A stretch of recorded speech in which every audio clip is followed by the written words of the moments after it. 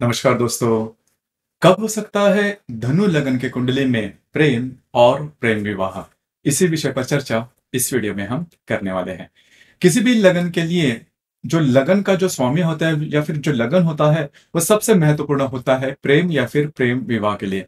जैसे कि धनु लगन के बारे में अगर कहा जाए तो धनु लगन का जो स्वामी है वो गुरु, और जो धनु लगन है वो नॉर्मली भिन्न लिंग व्यक्ति के प्रति इनका जो अट्रैक्शन होता है वो बहुत ज्यादा देखा नहीं जाता, क्योंकि गुरु का लगन है तो नॉर्मली ऐसे जो लोग होते हैं बहुत ज्यादा समाजशील होते हैं, दूसरों को मदद करने वाले होते हैं। हालांकि इनमें एनर्जी लेवल काफी अच्छे होते हैं, इनमें ज्ञान काफी अच्छा होता है, दूसरों को मदद करने की जो चाह होती है वो काफी अच्छी देखी जा सकती है। इनको घूमना फिरना का ज्यादा पसंद आता है।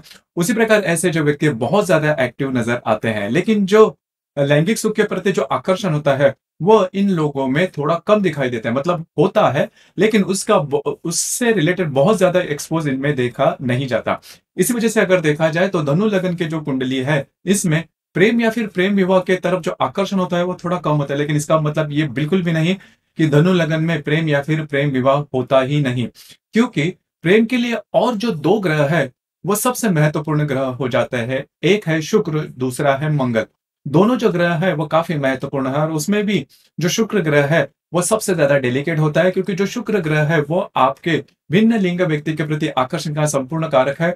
विवाह सुख के लिए भी शुक्र जो है वो काफी महत्वपूर्ण ग्रह कहलाता है। उसी प्रकार खास करके धनु लगन के कुंडली में देखा जाए तो जो शुक्र है वो धनु लगन का नंबर 1 का अशुभ ग्रह कहलाता है। तो सबसे पहले हम चर्चा करेंगे कि शुक्र जो है वो कौन से राशि में होगा, तो जो अट्रैक्शन है या भिन्न लिंग व्यक्ति के प्रति जो आकर्षण है वो काफी अच्छा देखा जा सकता है, या फिर एटलीस्ट कम से कम क्रश या फिर प्रेम जो है वो होने की संभावना थोड़ी ज्यादा बनती है। जैसे कि शुक्र जो है वो धनु लगन में मेष राशि का होगा, वृषभ राशि का होगा, मिथुन राशि का होगा, सिंह राशि का होगा, तुला राशि का होगा, मकर राशि का होगा, या फिर कुंभ राशि का होगा। तो ऐसे जो कुंडलियां है इसमें प्रेम होने की संभावना काफी अच्छी बनती है, काफी हेल्दी बनती है।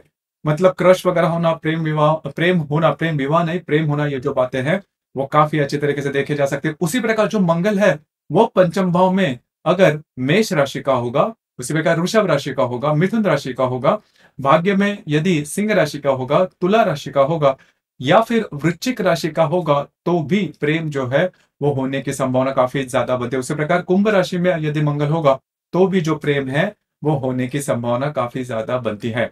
अब यहाँ पर और एक जो बात है वो सबसे महत्वपूर्ण हो जाती है।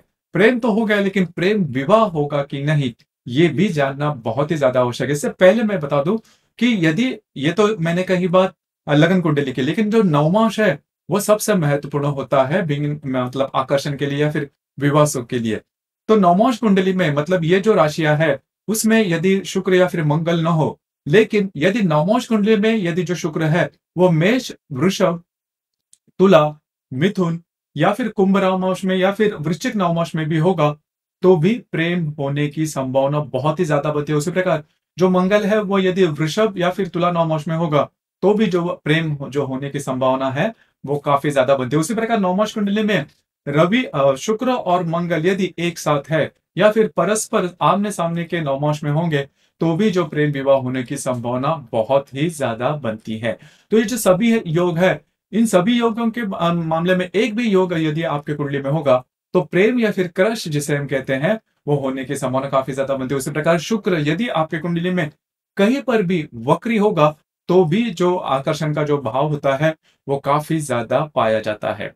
अब हम चर्चा करेंगे कि प्रेम तो हो गया, लेकिन प्रेम विवाह होना होगा कि नहीं, इसके बारे में चर्चा करेंगे। तो विवाह के मामले में धनु के लगन में सबसे महत्वपूर्ण ग्रह होता है बुध। बुध आपकी जो कि सप्तमेश भी है, तो बुध की जो प्लेसमेंट है वो कौन से राशि में है वो भी जानना थोड़ा आवश्यक है। जैसे कि बुध यदि आपके कुंडली मतलब शुक्र और मंगल की यह स्थिति होगी, और यदि बुध आपके कुंडली में भाग्य भाव में होगा, लाभ भाव में होगा, मतलब सिंह राशि का होगा, तुला राशि का होगा, उसी प्रकार यह जो बुध है वो कुंभ राशि का होगा, या फिर आपके पंचम भाव में मेष राशि का होगा, तो भी प्रेम विवाह होने की संभावना बहुत ही ज्यादा बढ़ती है। खास करके मेष राशि का होगा या फिर सिंह राशि का होगा तो प्रेम विवाह होने की संभावना बहुत ही ज्यादा बनती है। उसी प्रकार तुला और कुंभ राशि में भी ये जो बातें हैं वो काफी ज्यादा बनती है। तो कुल मिला के देखा जाए तो बुध जो है वो विवाह के लिए काफी कारक होता है, और विवाह के प्रेम विवाह में जो प्रेम का जो भाव है वो शुक्र और मंगल से देखा जाना